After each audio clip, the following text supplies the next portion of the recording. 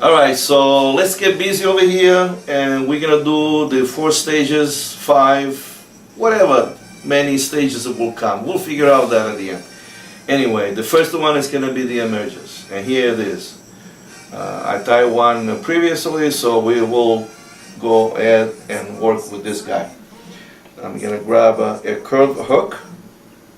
You choose any hook you want, and that's your choice, but I will suggest to do a curved hook. I'm using this, let me see, just to give an idea what I'm using, curved hook. I believe this is a clink hammer hook from Daiichi, and we know these guys over here, well-known fellows that come out with this beautiful curved hook. Let's get busy. I'm using the old Danville 6-aught gray that is going to cover many colors, materials you might want to use it.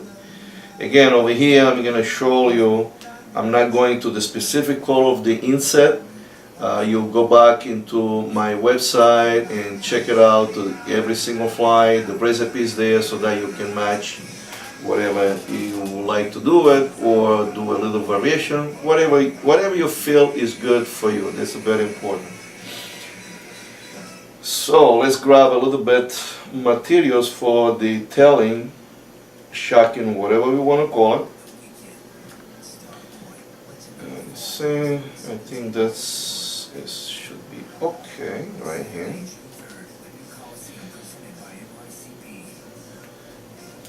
Alright, there we go. Alright, so anybody knows this little trick to holding the materials? Because if you're doing this with any materials, see, the threads will not grab it. So basically you put your fingers in between, you hold the threads between the fingers, softly go on the other side, and see that? One turn, the material is already in place.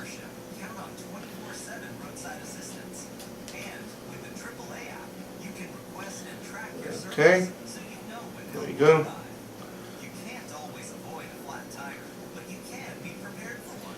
As for the length of the tail, I usually go the length of the body, and some people rather do 1.5. You're better off cutting a little bit longer, and then at the end, when the fly is done, we do cupola trimming here and there. Or you can use one of this little gadget over here that'll give you the exact measurement of the tail according to the size of the hook, the length of the wing, the length of the body, the hook size. This is a very little tool, very handy, available, of course, anybody can purchase.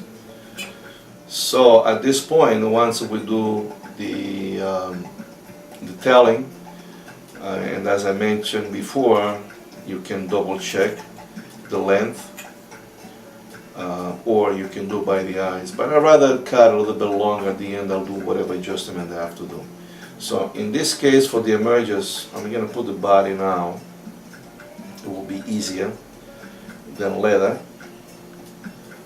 Okay, this should be fine.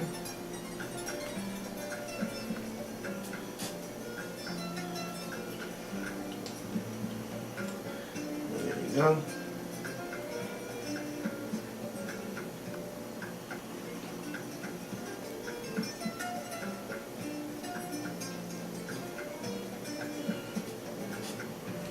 And we're going to start to wrap around.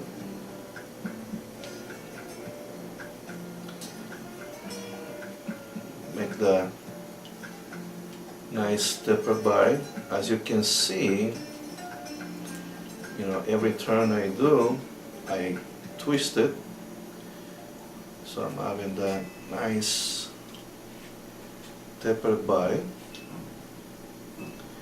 So at this point, I'm going to just finish right there.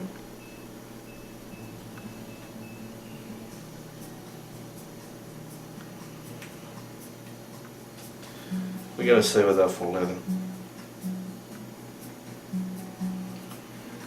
Now we're gonna get the wing. Figure out how much do we need over here. I think that's gonna be fine.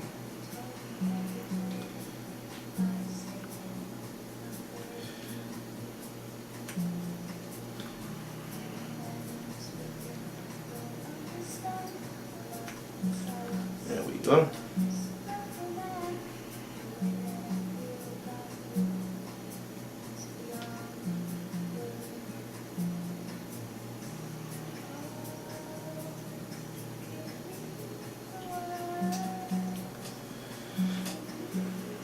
Again, what I'll do is, for the time being, I cut it longer, leave it there, okay?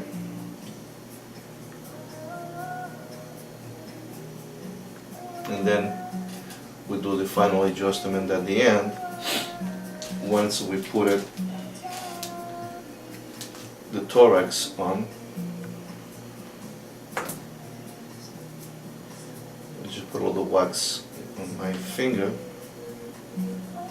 so that it will stick into the threads. I think that should be fine.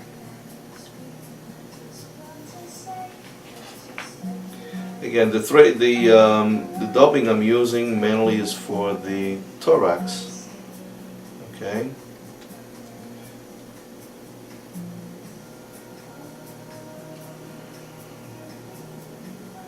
If it's too much, just to remove it. Yeah, you want to give a couple of turns over.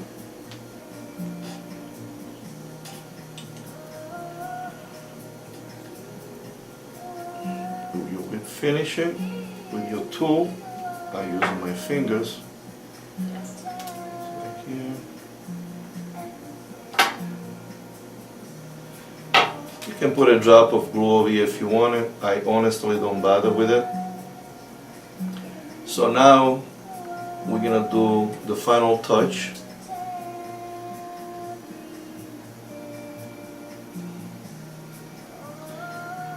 Again, the wing over here, they're not fully grown. And as well on the shacking.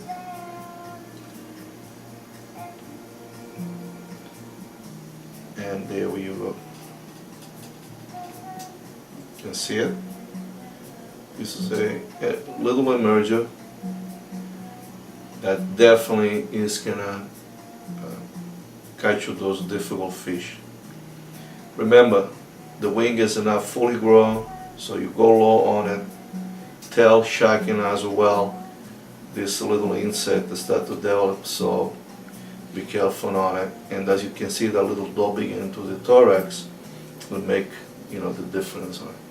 So we're done with the emergers. Now we're gonna do the cripple before we jump into the actual main form.